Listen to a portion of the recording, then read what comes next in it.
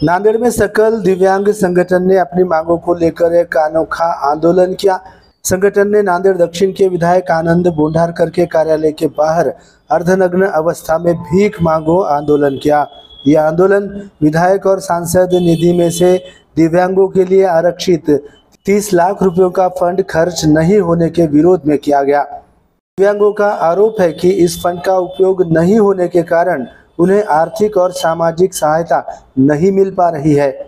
आज रक्षाबंधन के दिन आयोजित इस आंदोलन के दौरान महिला दिव्यांगों ने विधायक आनंद बोंढारकर को राखी भी बांधी और इस अवसर पर उन्हें हर साल 30 लाख रुपयों का फंड खर्च करने की मांग की। आंदोलनकारियों से ज्ञापन का स्वीकार करते हुए दिव्यांगों के लिए आरक्षित फंड को तुरंत खर्च करने का आश्वासन विधायक आनंद बोंढारकर ने MCN हिंदी न्यूज़ के माध्यम से दिया है। इस दौरान पुलिस निरीक्षक बाला साहब रोकड़े को भी राखी बांधी गई और इसे प्यारे विधायक भाई और प्यारे पुलिस भाई का नाम दिया गया। इस आंदोलन में सकल दिव्यांग संगठन के अध्यक्ष राहुल सालवे सहित सैकड़ों दिव्यांगजन उपस्थित रहे।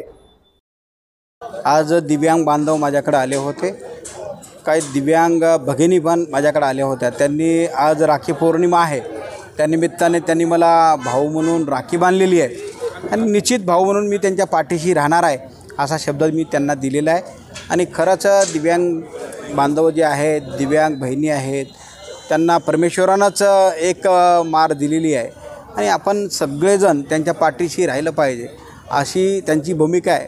त्यामध्ये निश्चित मी त्यांच्या पाठीशी आहेच आणि त्यांच्यासाठी जे काही उपाययोजना किंवा शासनाच्या माध्यमातून करता येईल ते मी निश्चित करणार आहे। त्यांचे काही प्रश्न आहेत ते पण प्रश्न मी नागपूर हिवाळी अधिवेशनमध्ये सभागृहामध्ये मांडणार आहे आणि त्यांना ज्या पद्धतीनं न्याय देता येईल ते न्याय देण्याचं काम मी माझ्या वतीने करणार आहे। मुख्य मागण्या आहेत की जे काही निधी वितरण करून त्यांना निधी द्यायचा आहे, परंतु त्यांच्या जे काही मागण्या आहेत, रेल्वेच्या काही आहेत, बसच्या काही आहेत, ते जे मागण्या आहेत ते मी माननीय मुख्यमंत्री असतील, दिव्यांग कल्याण मंत्री आहेत त्यांना भेटून माझं निवेदन देणार आहे। त्यांना एक जागा मिळालीच पाहिजे, कारण तर दिव्यांग बांधव आहेत, त्यांना बसता येत नाही, उभं पण टाकता येत नाही आणि प्रवासामध्ये त्यांना अडचण निर्माण होते।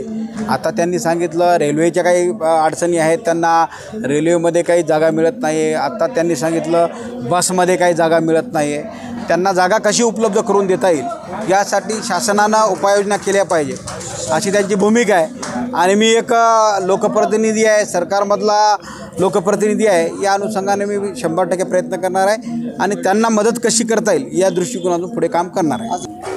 आजचं हे नांदेड दक्षिण विधानसभा मतदारसंघाचे आमदार आनंददादा पाटील तिडके बोंढारकर साहेबांच्या इथं आज आंदोलन आणण्याचं कारण म्हणजे आमदार निधीमधला जो दरवर्षीचा दिव्यांगाचा राखीव 30 लाख रुपये आहे, आमच्या दिव्यांगांचे प्रश्न अधिवेशनामध्ये उपस्थित करावं, आमच्या दिव्यांगांचे प्रश्न मांडावं, दिव्यांगाच्या ज्या काही रेल्वेच्या असतील, ST परिवहन महामंडळाच्या ज्या काही समस्या असतील त्या समस्या मार्गी लावाव्या।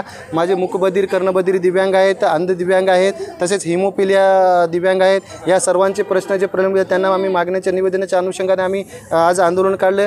हे आंदोलन कसं शांततेत पार होईल यासाठी प्रामाणिक प्रयत्न केले आणि त्यांच्या प्रयत्नाला यश आलं। आज माननीय आमदार बोंढारकर साहेब मुंबईहून आज सकाळी नांदेडला उपस्थित झाले। नांदेडला आल्याच्यानंतर सकाळपासून त्यांनी इथं कार्यालयातच आमच्यासाठी थांबले आणि आमचं निवेदन स्वीकारून त्यांनी आम्हाला आश्वासन दिलं की आमचा जो दिव्यांगाचा 30 लाख रुपये जो आमदार निधी आहे तो दरवर्षी खर्च करणारच, पण त्याच्यापेक्षाही जास्त कसा निधी खर्च करता येईल हे सुद्धा त्यांनी आम्हाला आश्वासन दिलं।